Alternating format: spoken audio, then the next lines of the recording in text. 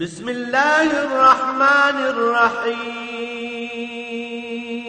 الرحمن علم القرآن.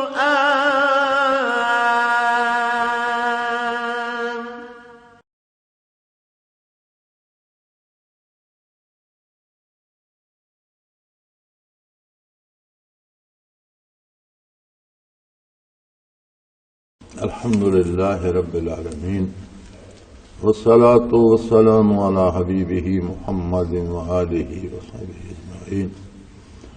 أعوذ بالله من الشيطان الرجيم. بسم الله الرحمن الرحيم. إن المنافقين في الدرك الأسفل من النار ولن تجد لهم نصيرا إلا الذين تابوا وأصلحوا واعتصموا بالله وأخلصوا دينهم لله فأولئك مع المؤمنين فسوف يؤتي الله المؤمنين أجرا عظيما. ما يفعل الله بعذابكم إن شكرتم وآمنتم وكان الله شاكرا عليما. اللهم سبحانك لا علم لنا إلا ما علمتنا إنك أنت العليم الحكيم. مولاي صل وسلم دائما ابدا على حبیبک خیر الخلق کلہم. گزشتہ آیہ کریمہ میں اللہ کریم نے بڑی تاکید سے یہ بات فرمائی کہ مومن مومن ہے اور کافر کافر ہے. جہاں تک انسانی رشتوں کا تعلق ہے تو انسانی حقوق اللہ نے تمام انسانوں کو یکساں دی ہیں. انسانی حقوق میں شمار ہوتا ہے زندہ رہنے کا حق، انسانی حقوق میں شمار ہوتا ہے عقیدہ رکھنے کا حق. یہ دو بنیادی حقوق ہیں جو سارے انسانی حقوق کو جامع ہے. دنیا کے لیے وہ کیا چاہتا ہے، آخرت کے لیے وہ کیا چاہتا ہے. اگر کوئی ایمان نہیں لانا چاہتا تو نہ لائے، اس کے انسانی حقوق مجروح نہیں ہوں گے. اگر وہ اسلامی ریاست میں ہے اور کافر ہے تو اس کی زندگی کا تحفظ، اس کی زندگی کے وسائل، روزگار کے مواقع، علاج کے مواقع، بچوں کی تعلیم و تربیت کے مواقع، ہر طرح کا اس کی آبرو کا تحفظ، یہ دینا اسلامی ریاست کی ذمہ داری ہے. لیکن اس سب کے باوجود ایسی ملازمت اسے نہیں دی جائے گی جو اسلامی ریاست کے شرعی فیصلوں پر اثر انداز ہوتی ہے. جیسے ہمارے ہاں کافروں کو بھی چیف جسٹس آف پاکستان بنا دیا جاتا ہے، ایسا نہیں ہوگا. یہ ان کا حق نہیں ہے.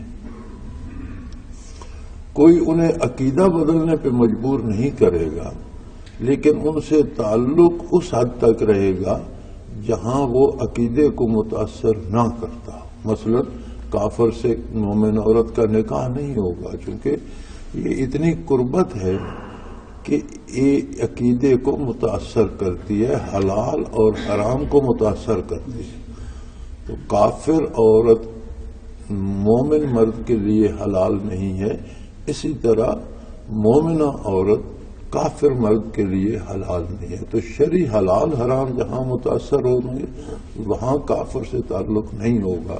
اس لیے فرمایا یا ایھا الذین آمنوا لا تتخذوا الکافرین اولیاء من دون المؤمنین. کہ جو قلبی تعلق ہے جسے ولایت یا دوستی یا محبت کہتے ہیں وہ مومن کی مومن سے ہوگی.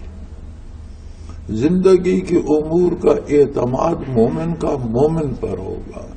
لین دین کا اعتماد، دوستی و دشمنی مومن کی مومن سے ہوگی. کافر کے ساتھ اگر آپ ایسا تعلق رکھیں گے تو اس کا نتیجہ یہ ہوگا کہ وہ آپ کے ایمان کو متاثر کرے گا. اور جب ایمان متاثر ہوگا اور دعویٰ ایمان کا ہوگا تو آدمی ایک تیسری صنف میں چلا جائے گا جسے منافق کہتے ہیں۔ تین ہی قسم کے لوگ ہیں دنیا میں، وہ لوگ جن کا عقیدہ درست ہے، مومن ہیں، اور عقیدے کے لیے شرط ہے کہ وہ عقیدہ ہو جو محمد الرسول اللہ صلی اللہ علیہ وسلم نے تعلیم فرمایا، جو حضور نے سمجھایا، جو صحابہ کرام رضوان اللہ علیہم اجمعین نے سمجھا، جس پر حضور کی زندگی میں صحابہ نے عمل کیا اور حضور صلی اللہ علیہ وسلم نے اس کی تصدیق فرمائی کہ یہ اسلام ہے۔ وہی اسلام آج بھی ہے، کوئی اس میں کمی بیشی نہیں کر سکتا، اور یہ قیامت تک کے لیے۔ اب اگر ہم اپنی نیکی بدی کا انحصار، اپنے مالی معاملات کا انحصار، اپنے دفاعی معاملات کا انحصار، ریاستی امور کا انحصار کافر طاقتوں پہ رکھیں گے، قرآن کریم ایک جگہ ارشاد فرماتا ہے کہ یہ کافر کی دوستی جو ہے، یردوکم بعد ایمانکم کافری، اگر کافر پر بھروسہ کرو گے اور اس کے اعتماد پر اپنے معاملات درست کرنا چاہو گے تو اس کی پہلی کوشش یہ ہوگی کہ ایمان کے بعد تمہیں پھر کفر میں لے جائے۔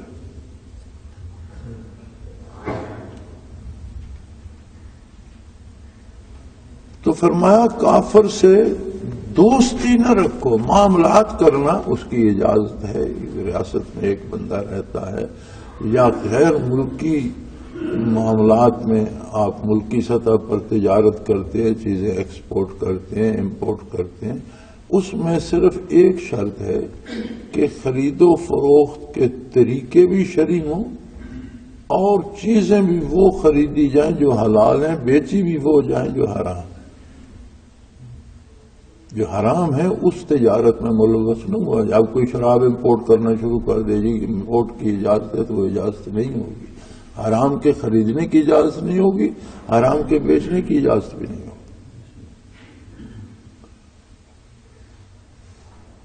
اسی طرح دفاعی امور میں ہمارے حکمران جب بھی بولتے ہیں تو کہتے ہیں جی وہ میثاق مدینہ منورہ حضور نے کافروں سے اور یہودیوں سے کیا تھا۔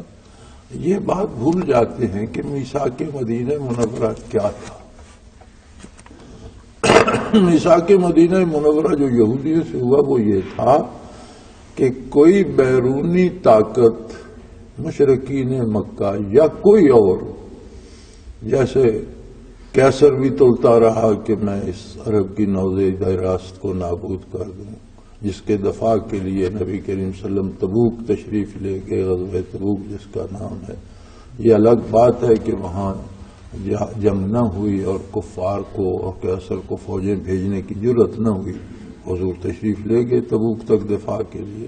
تو کوئی بھی باہر کی طاقت اگر مدینہ منورہ پہ حملہ کرے گی تو چونکہ یہودی اور جو تھے وہ بھی مدینہ منورہ کے رہائشی تھے، تو شہر کا دفاع تم پر بھی اتنا ہی لازم ہوگا جتنا مسلمانوں پہ ہو، کیونکہ تم بھی اس شہر کے شہری ہو۔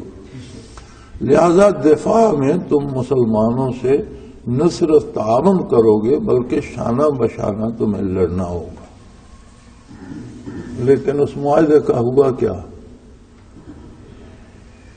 غزوہ خندق میں مشرکین عرب نے جب مدینہ منورہ کو گھیر لیا اور بے شمار لشکر لے کر چڑھ دوڑے تو معاہدہ ہونے کے باوجود یہودیوں نے مشرکین سے ساز باز کی اور مسلمانوں کی پیٹھ میں خنجر گھونپنا چاہا۔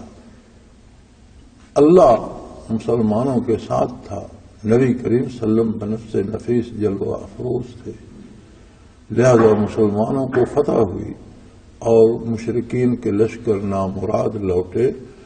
تو حضور اکرم صلی اللہ تعالی علیہ وسلم نے واپس در اقدس پہ پہنچ کر، خانہ مبارک پہ پہنچ کر خود مبارک سر سے اتارا اور پانی کا چلو سر اقدس پہ ڈالا، اور غالباً دوسرا چلو مبارک حضور ڈال رہے تھے کہ فوراً جبرائیل امین حاضر ہوئے اور عرض کیا رسول اللہ، اللہ کریم کا حکم ہے کہ آپ ذرا نہ اتاریں، نہ اہل لشکر کو اتاریں۔ 32-34 دن مختلف روایات ہیں، بہرحال 30 سے زیادہ دن محاصرہ رہا، اور کل 3000 کی آبادی تھی مدینہ منورہ کی، اور وہ 32-34 دن خالی پیٹ برسر پیکار رہے۔ مشرکین خندق عبور کرنے کی کوشش کرتے رہے، مسلمان دفاع کرتے رہے، جنگ جاری رہی، رات دن 24 گھنٹے، کوئی لمحہ فرصت کا نہیں تھا۔ اور کچھ زخمی تھے، باقی سارے لوگ تھکاوٹ سے چور تھے، لیکن اللہ نے حکم دیا کہ نہیں، کوئی بھی زرہ نہیں اتارے گا، اور یہی لشکر فوراً بنو قریظہ پہنچے۔ یہود نے دھوکہ دیا ہے، ان کا ابھی قلعہ کما کیا جائے۔ چنانچہ حضور صلی اللہ علیہ وسلم نے حکم دے دیا کہ عصر کی نماز بنو قریظہ جا کر پڑھو، اور خود حضور بھی تشریف لے گئے اور یہود کا قلعہ کما فرمایا۔ یعنی میثاق مدینہ کو اس کے سیاق و سباق سارے میں دیکھا جائے نا۔ اب ہمارا جو حکمران بھی کافروں سے معاہدہ کرتا ہے، اور عجیب بات یہ ہے، حوالہ میثاق مدینہ کا دیتے ہیں اور کافروں سے کافروں کی شرائط پر سود پر قرضہ لیتے ہیں۔ کیسی عجیب بات ہے کہ کردار کیا ہے اور حوالے کہاں کے دے رہے ہیں۔ کیا میثاق مدینہ میں خلاف شریعت کسی بات پہ معاہدہ تھا؟ تمہارے معاہدے تو سارے خلاف شریعت ہیں۔ تمہارے معاہدے تو یہ ہے کہ ہمارے لوگوں کو مارتے رہو، ہم احتجاج کرتے رہیں گے، اس کی پرواہ نہ کرو۔ یہ بھی معاہدہ ہے حکومت کا۔ یہودیوں نے مسلمانوں کو قتل نہیں کیا تھا، ساز باز مسلمانوں کے خلاف کی تھی مشرکین عرب کے ساتھ مل کر، اور ان کی مدد کرنا چاہی تھی، لیکن اللہ نے انہیں نامراد کیا۔ اور جیسے ہی غزوہ خندق ختم ہوا، فرمایا کوئی شخص ذرا نہ اتارے، پہلے ان کا قلعہ کما کر۔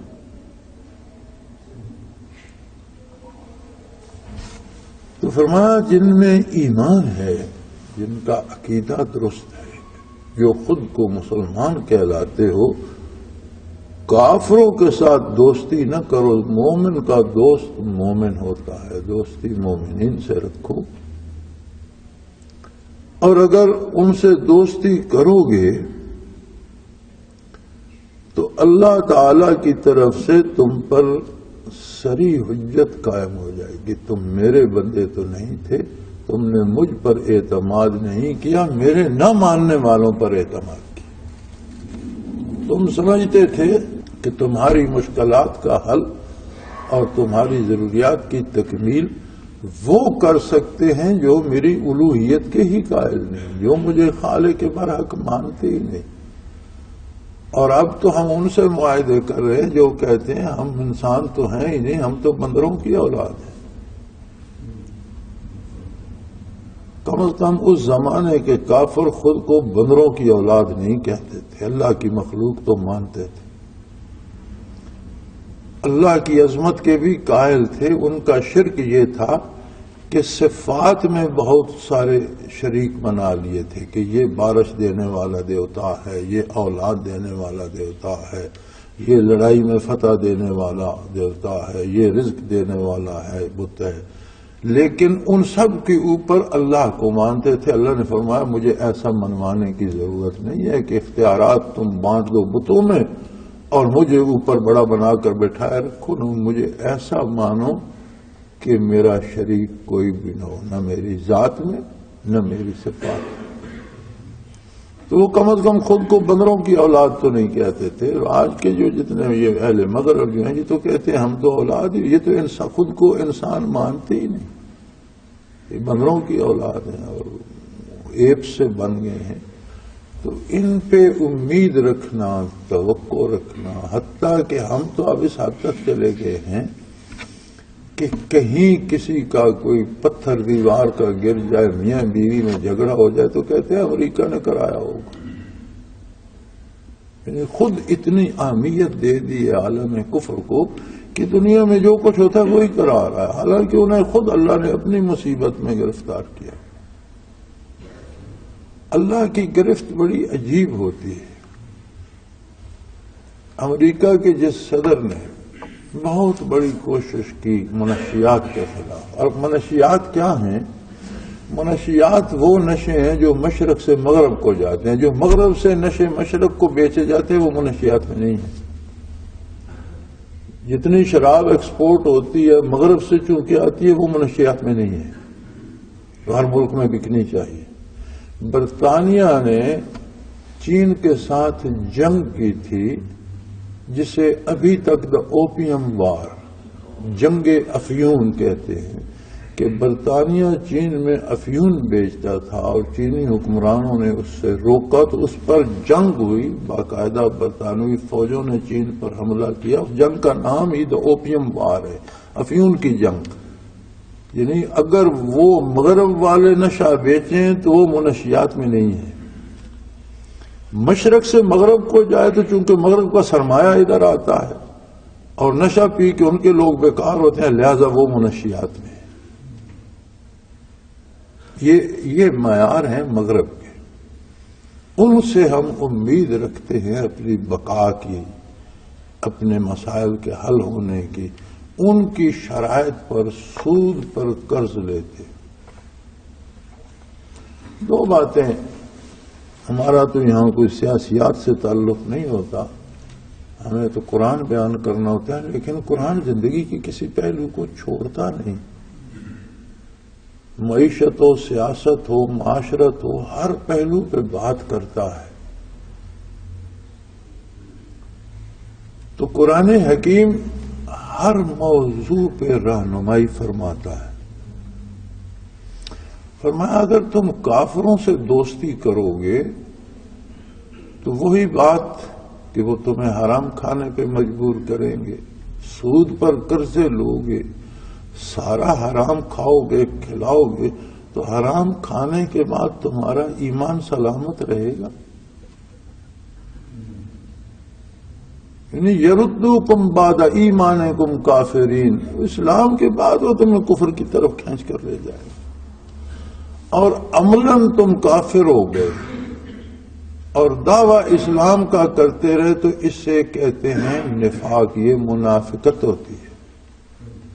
مومن، کافر اور تیسرا درجہ ہے نفاق. ان تین قسموں کے علاوہ روئے زمین پر کوئی چوتھی قسم کا انسان نہیں ہے. کفر کی الگ الگ قسمیں ہیں، کوئی بڑا کافر ہے، کوئی چھوٹا، لیکن سارے کافر کا الکفر ملت واحدہ. کتے سارے کتے ہوتے ہیں، کوئی شکاری ہوتا ہے، کوئی پہرے داری کا ہوتا ہے، کوئی لڑائی والا ہوتا ہے. ان کے آگے اوصاف اور نسلیں الگ ہوتی ہیں لیکن بنیادی طور پر تو سارے کتے ہوتے ہیں. اسی طرح کافر سارے کافر ہیں، مومن سارے مومن ہیں، منافق سارے منافق. پھر اللہ کریم منافقین کی بات کرتا ہے کہ یہ بات یاد رکھو، اگر تمہارا دعویٰ اسلام کا رہا اور کردار کافروں کا ہو گیا تو یہ نفاق ہے. ان المنافقین فی الدرک الاسفل من النار ولن تجد لهم نصیرا.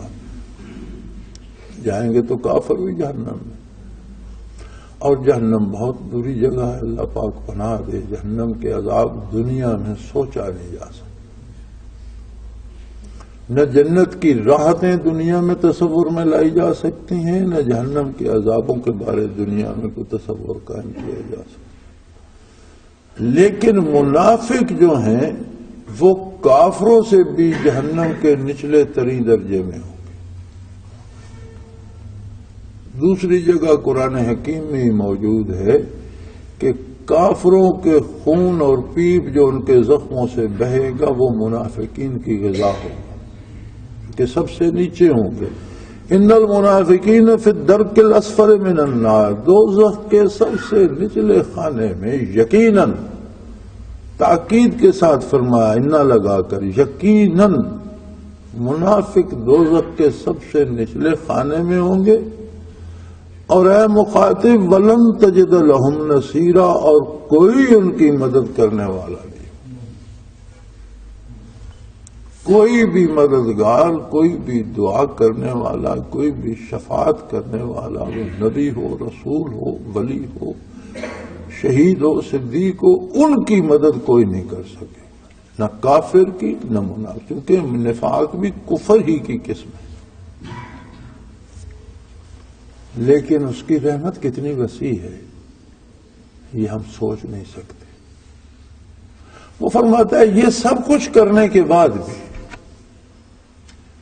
منافقین بھی اگر اس دنیا میں جب تک مکلف ہیں الا الذین تابوا، سوائے ان لوگوں کے جو اس مکلف زندگی میں توبہ کر لیں، یعنی یہاں دروازہ بند نہیں کیا، رحمت الہی کا دروازہ کھلا ہے، رحمت للعالمین صلی اللہ علیہ وسلم کی نبوت ہے، باب رحمت واہ ہے، کتنے گناہ کر چکا، منافق ہو گیا، حرام کھا چکا، برائی کر چکا، لیکن کسی لمحے توبہ کر لے۔ توبہ کیا ہے؟ توبہ ایک لفظ نہیں ہے، توبہ ایک عمل ہے۔ توبہ سے مراد ہوتی ہے کہ جو غلط کرتا رہا ہے اس کا احساس ہو جائے اور اللہ سے عہد کرے کہ اے اللہ گزشتہ کو تو معاف فرما دے، آئندہ میں ایسا نہیں کروں گا، اس عمل سے باز آ جائے، اپنا عقیدہ بھی صحیح کر لے، اپنا کردار بھی درست کر لے اور دامان رحمت سے وابستہ ہو جائے۔ فرمایا اسی لیے آگے فرمایا الا الذین تابوا، توبہ کیا ہے یا اللہ، واصلحوا، توبہ یہ ہے کہ اپنی اصلاح کر لے، وہ جرائم چھوڑ دے، وہ برائیاں چھوڑ دے، وہ غلط نظریات چھوڑ دے، اور واعتصموا باللہ، چمٹ جائے اللہ کے دین کے ساتھ۔ واعتصموا، جس طرح رسے کو پکڑ لیا جاتا ہے، چمٹ جائے اللہ کے دین کے ساتھ، وَأَخْلَصُوا دِينَهُمْ، اور اپنے عقیدے کو کھڑا کر لے، کوئی اس میں ایج پیچ، کوئی آمیزش نہ رہے۔ فَأُولَٰئِكَ مَعَ الْمُؤْمِنِينَ، میں اسے ایمانداروں کی صف میں شامل کر لوں۔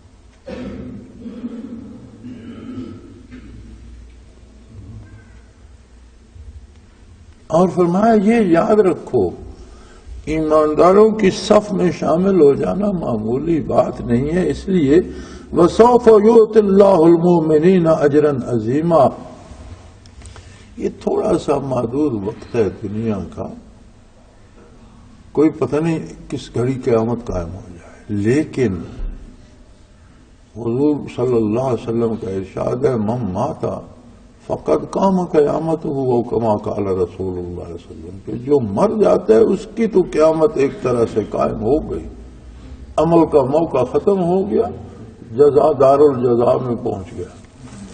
تو موت تو ہم دیکھ رہے ہیں ہر لمحہ، لاکھوں لوگ روئے زمین پہ مرتے ہیں، لاکھوں کروڑوں پیدا ہوتے ہیں، ایک مسلسل عمل ہے، اور موت کا یہ عمل خود انسانی وجود کے اندر جاری ہے، لاکھوں سیل ہر لمحے وجود کے اندر مرتے ہیں، لاکھوں نئے پیدا ہوتے ہیں، یہ موت و حیات وجود کے اندر جاری ہے۔ اگر وہاں تک نگاہ نہ جائے تو آپ دیکھتے ہیں ناخن نئے پیدا ہوتے ہیں، ہم کاٹ دیتے ہیں، بال بڑھ جاتے ہیں، ہم کاٹ دیتے ہیں، جو کٹ گئے ان کی تو موت ہو گئی، یعنی جو باڈی سیلز تک نہیں دیکھ سکتا وہ یہ تو دیکھ سکتا ہے کہ موت کا ایک عمل انسانی بدن پہ ہر لمحے مسلسل چل رہا ہے، موت سے ہم دور نہیں ہے۔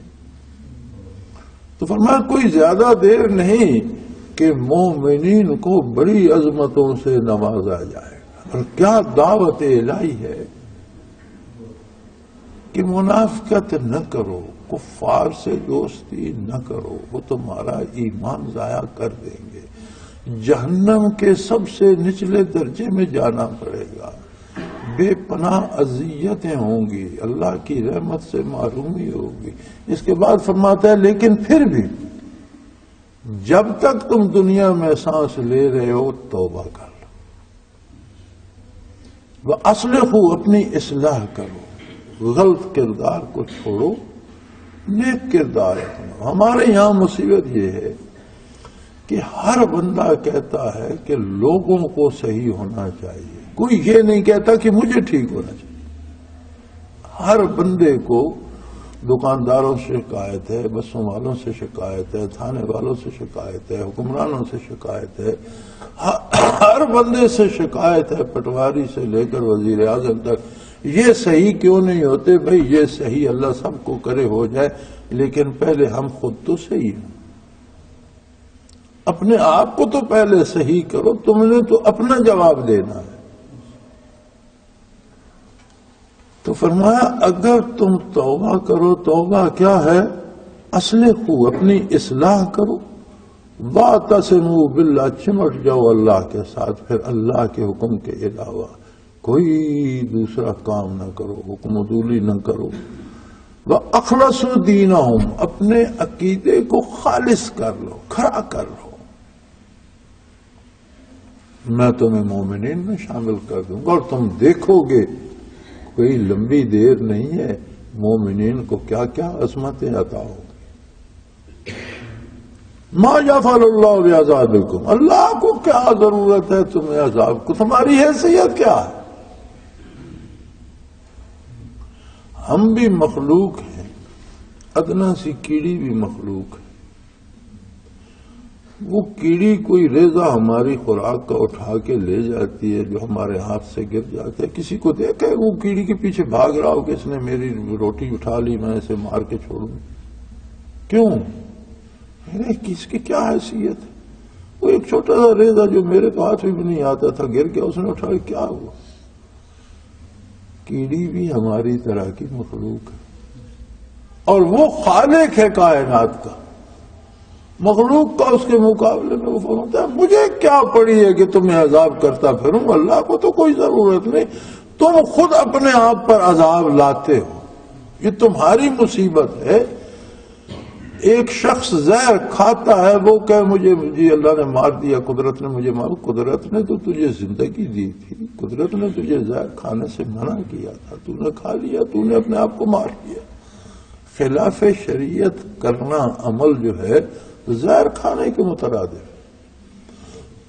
فرمایا اللہ کو ضرورت نہیں کہ تمہیں عذاب کرے، یہ تم خود ہو جو اپنے لیے عذاب خریدتے ہو۔ ان شکرتم وآمنتم اگر تم اللہ کا شکر کرو اور اپنا ایمان صحیح کر لو، دیکھو اس کی نعمتیں اتنی ہیں کہ تم گن نہیں سکتے۔ وَإِن تَعُدُّوا نِعْمَتَ اللَّهِ لَا تُحْصُوهَا تم چاہو بھی گن نہیں سکتے۔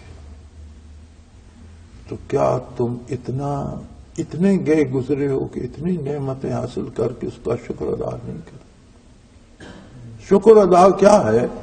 آمن تم اس کی بات مان لو، اس کا کہا مانو، اس کی اطاعت کر لو، پھر تم دیکھو گے وَقَانَ اللَّهُ شَاكِرًا عَلِيمًا کہ اللہ شکر کرنے والوں کی کتنی قدر کرتا ہے، پھر مزید کتنے انعامات سے نوازتا ہے۔ علیما وہ جاننے والا بھی ہے۔ تم جو کرتے ہو یہ فکر نہ کرو کہ میں نے تو توبہ اندر بیٹھ کے کی، اب اللہ کو کون بتائے گا، میں نے یہ نیکی تو لوگوں سے چھپ کے کر لی، اللہ کو کون بتائے گا، میں نے یہ مجاہدہ تو اندھیرے میں کیا۔ نہیں، وہ ہر بات جانتا ہے، اور بناوٹی اور حقیقی توبہ کے فرق کو بھی جانتا ہے، وہ دلوں کے بھید جانتا ہے۔ جو شکر کرتا ہے اس کا شکر قبول فرماتا ہے، اور جانتا ہے کہ کون خلوص دل سے کر رہا ہے اور کون بد نصیب ایسا ہے جو اس کے ساتھ بھی مکر کر رہا ہے۔ سو باب رحمت اللہ ہے، بارگاہ رسالت پناہی کی برکات برس رہی ہیں دوران پر، زمانے پر، قیامت تک برستی رہیں گی۔ یہ اپنے اپنے دامن کی بات ہے کہ کسی نے دامن ہی چاک کر لیا، کسی نے غیر اللہ کے سامنے اور کافر طاقتوں کے سامنے پھیلا لیا۔ جہاں چاہیے وہاں پھیلاؤ، اس کی بارگاہ میں پھیلاؤ، وہ تمہارے مانگنے سے زیادہ دینے پہ قادر ہے۔ وآخر دعوانا ان الحمدللہ رب العالمین۔ اللہ اللہ اللہ اللہ اللہ اللہ اللہ اللہ۔